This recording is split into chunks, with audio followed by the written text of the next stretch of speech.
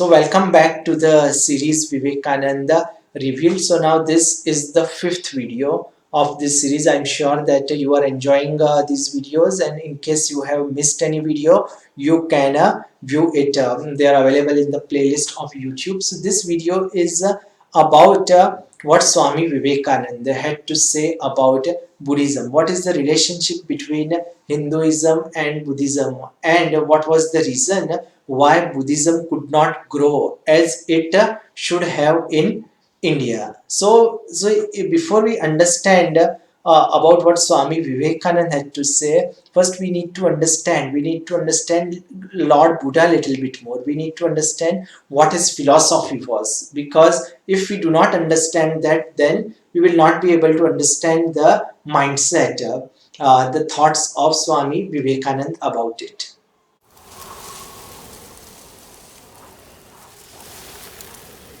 Now, Buddha was born in North India some 2500 years ago, around 600 BC, and his name was Gautam. When Gautam was born, a wise ascetic of high intellectual achievements named Ashyata predicted that he would eventually become a Buddha. Now, on the fifth day after the birth of Prince Gautam, he was named Siddharth, meaning the one whose purpose has been attained. His family name was Gautam. Now, according to the ancient custom, his father Sudodhan invited Brahmanical priests to the palace for the naming ceremony. Among them were 8 distinguished priests. Now, after examining the characteristics of the child, 7 of them raised 2 fingers and gave a double interpretation, saying that if he continued to live among the people and consented to rule, he would become a world monarch. But if he renounced it and turned to asceticism, he would become a Buddha.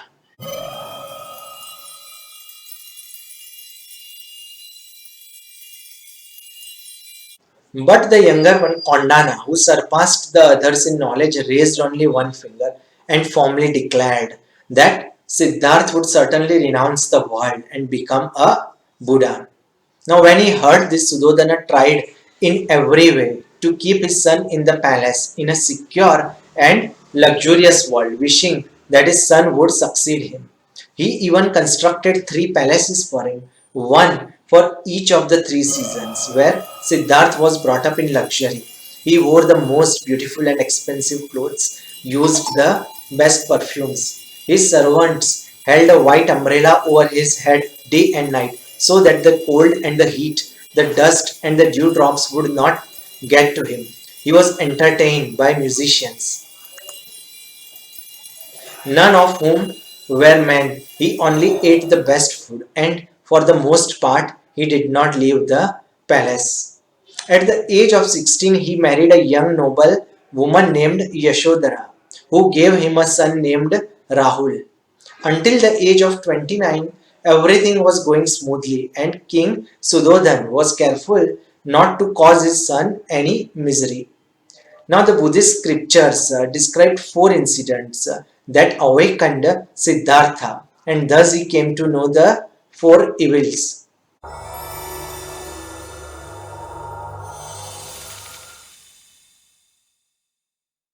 birth, old age, sickness, and death. Now, these are the 4 things from which all people suffer, but he also felt that the desire to find a solution. Eventually, he renounced his princely position and embarked on a spiritual search to find out how to overcome the aforementioned human evils. He snuck out of the mansion at night, exchanged his beautiful silk clothes for the simple orange tunic of a holy man, and cut off his beautiful black hair. Then, having nothing with him but a bowl for begging in order to be offered food, he began his great search. For 6 years, he lived ascetically, meditating and fasting. Eventually, he stopped fasting because he thought it was extreme, and by discovering his own method of meditation, he achieved enlightenment under the peepal tree. At first, the Buddha hesitated to teach other people what he had discovered, thinking that they would not understand him. But at the urging of the Brahma, he began to preach. In Buddhism, the Four Noble Truths are considered to be the first teaching of the Buddha and one of his most important teachings. Whether a Buddha appears in the world or not, the Four Noble Truths definitely exist. But it is a Buddha that reveals them, brings them to light, and teaches them to the deceived people. As the Buddha articulated them, the Four Noble Truths are central and universal events regardless of time and place. These are: number one, all beings experience pain and unhappiness, dukkha, during their lifetime. Birth is pain, old age is pain, sickness is pain, death is pain, sadness, grief, ache, sorrow, and anxiety are pain. Contact with the unpleasant is pain. Separation from pleasure is pain. Not getting what one wants is pain. In short, the five aggregates of the mind and matter that are subject to attachment are pain. So that was the first noble truth. The second noble truth was the origin of pain and misery is due to a specific cause. It is a desire that leads to rebirth, accompanied by pleasure and passion, seeking pleasure here and there. That is the desire for pleasure, the desire for existence, the desire for non existence. That is, this is the second noble truth.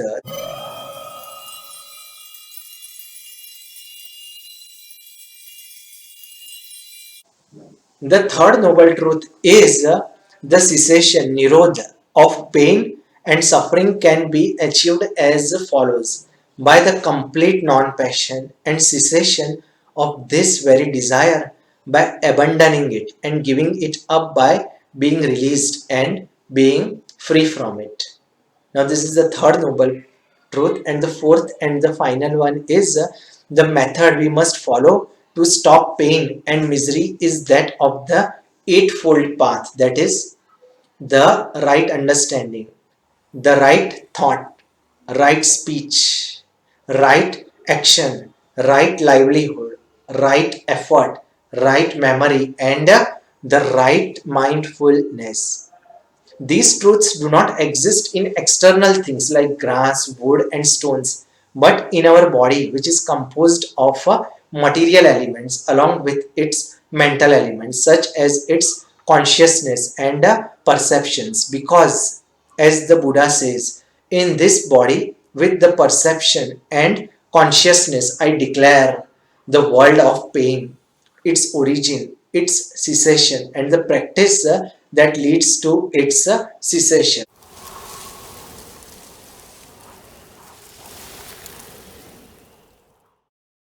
So, friends, these are the basic. This is the crux of the teachings of Lord Buddha. Now, Lord Buddha never mentioned. He did never mention about the word God, or he never made any comment about idol worship.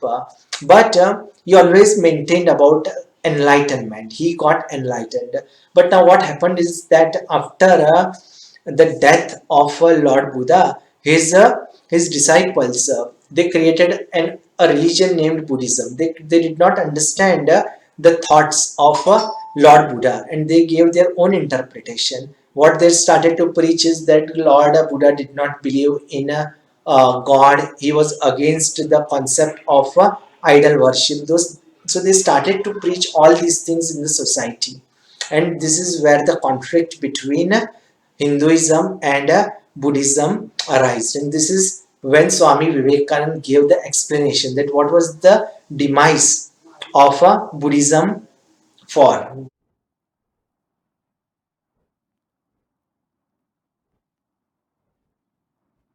Now Vivekananda said this about Lord Buddha, whom he considered very high. He even considered him equivalent to God.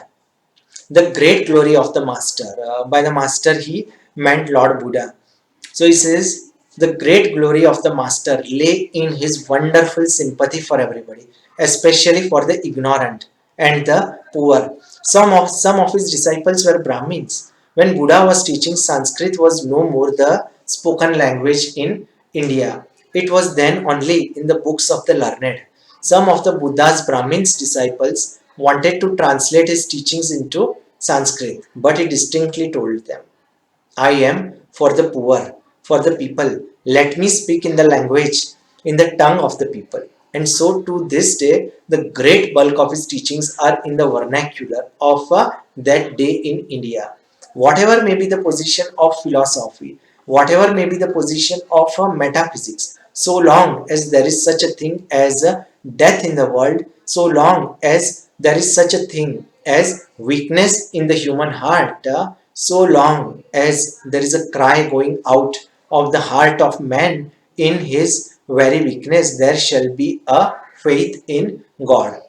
On the philosophical side, the disciples of the great master dashed themselves against the eternal rocks of the Vedas and could not crush them. And on the other side, they took away from the nation that eternal God to which everyone, man and woman, clings so fondly.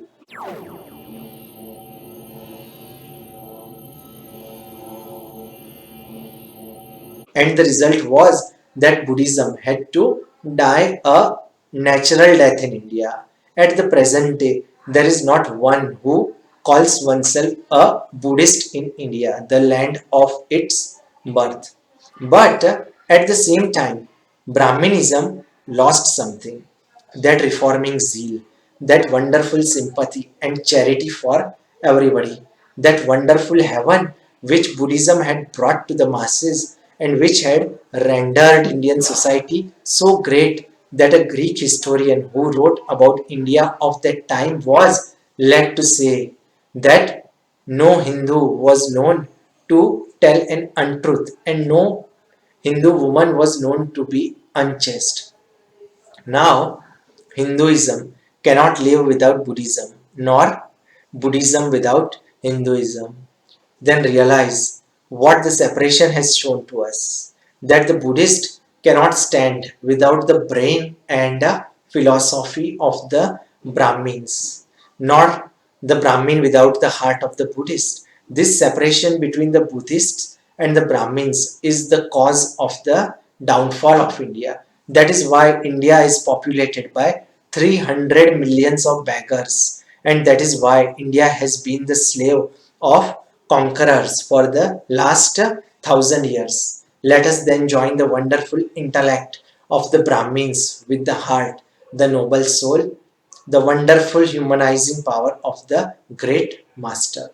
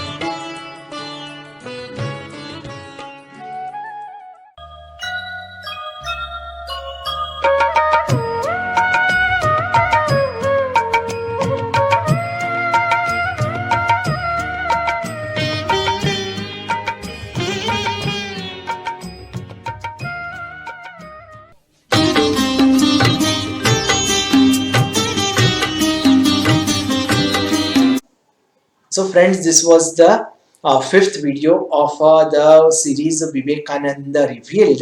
Now in the final video, I will tell you about some of the interesting incidents or stories which happened in Vivekananda's life and also show that particular video to your children. So they will also enjoy it and it will also inspire them. So that's it from me friends for this video, and we will meet in the next video. Thank you.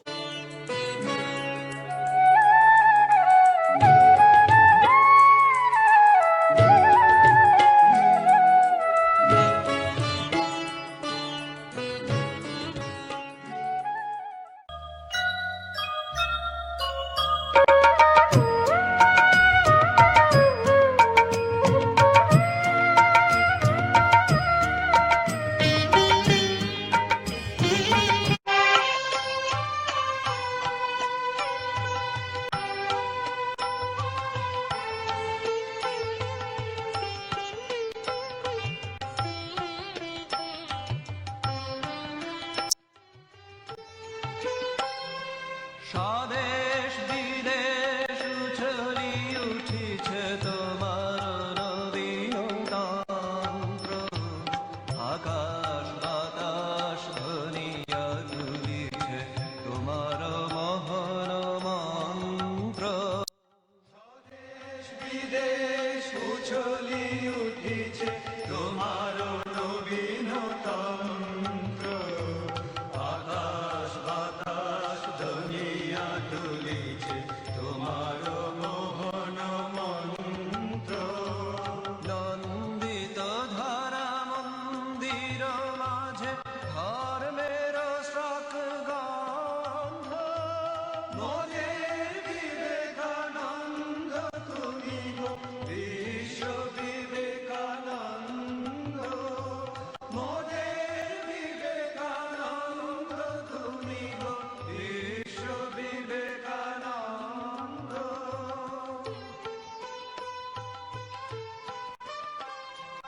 অরুণ কিরণ উছলি উঠিল উদিলে যেদিন বঙ্গে, স্বর্গ করিল সুরভি বৃষ্টি বরষি আশিস সঙ্গে।